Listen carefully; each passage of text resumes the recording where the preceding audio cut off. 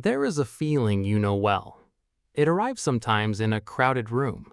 It arrives at the end of a long day when everything went fine but something still feels missing.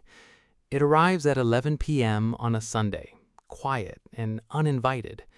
You call it loneliness.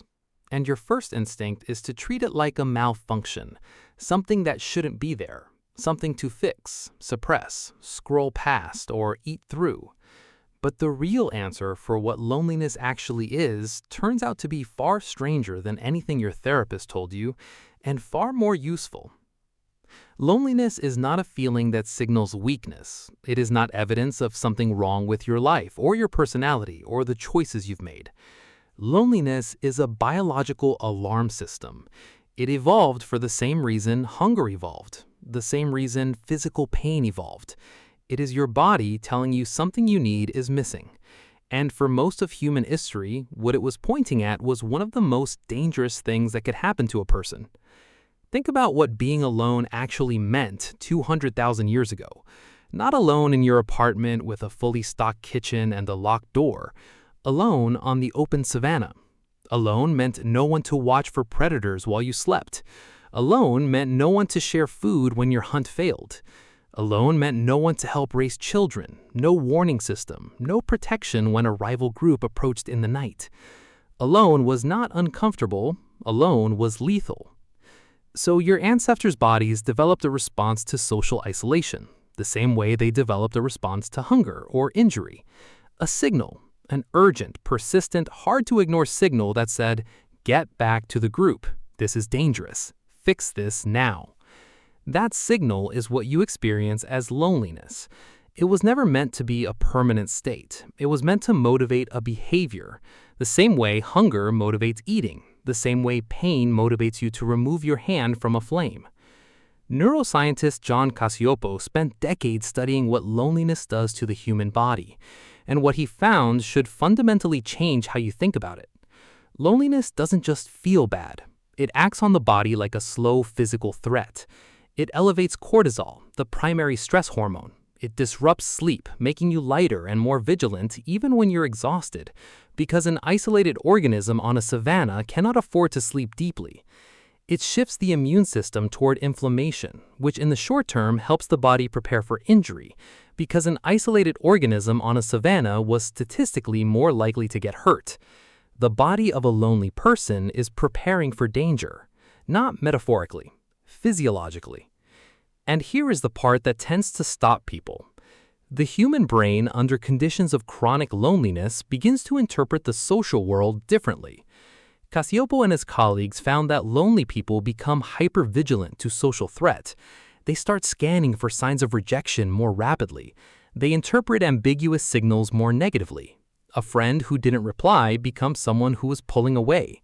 A room full of strangers becomes a space full of potential danger rather than potential connection.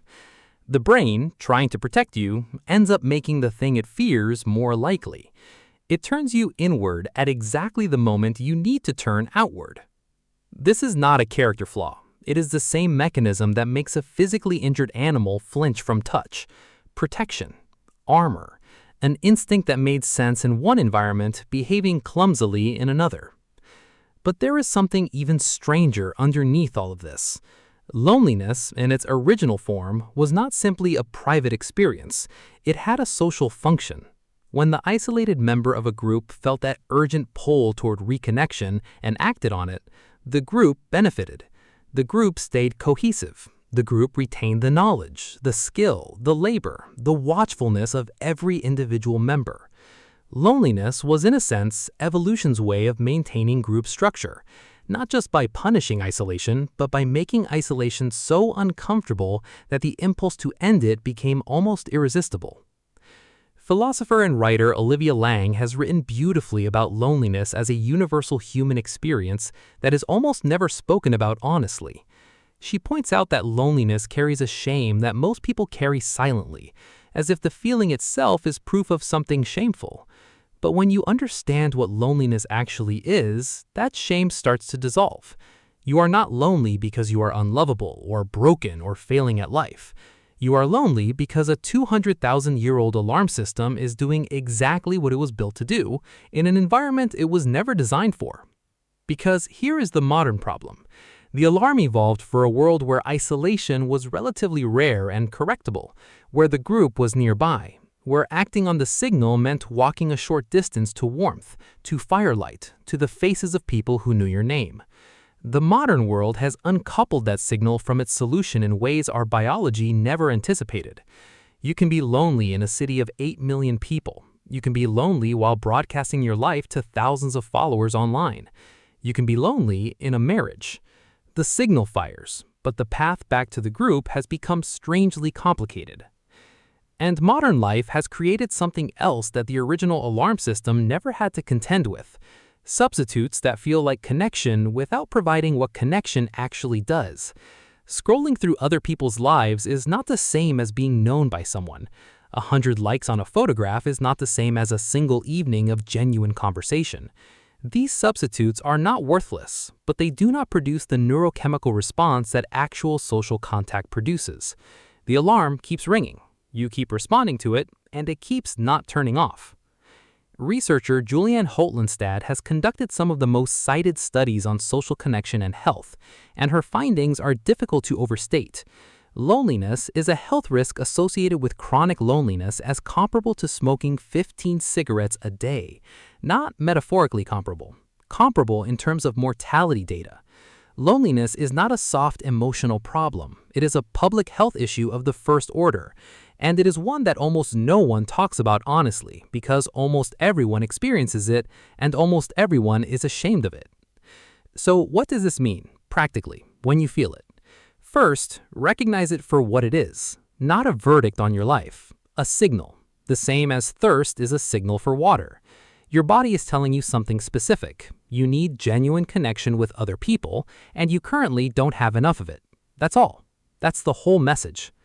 Second, understand that the brain's response to chronic loneliness, the hypervigilance, the scanning for rejection, the interpreting of ambiguous as threat, will make it harder to do the very thing that would help. This is why acting on loneliness is often more frightening than acting on hunger or thirst. The alarm creates conditions that make the solution feel dangerous. You have to act against that resistance rather than trust it. Third, the solution is almost insultingly specific. Not more followers, not more content, not more digital presence. What the body needs is what the body evolved for. Physical proximity to people who know you, sustained over time with some degree of mutual investment and vulnerability. This doesn't require a large group. Cacioppo's research suggested that what mattered most was not the quantity of relationships, but the quality of even one or two of them. The alarm doesn't need a crowd. It needs to register, there are people who know me, who would notice if I disappeared, who would come. That quiet Sunday evening feeling, that crowded room loneliness, that end of a day when everything was fine but something was still missing.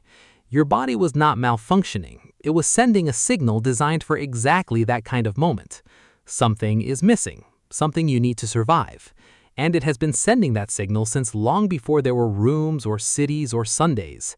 It will keep sending it until you answer it.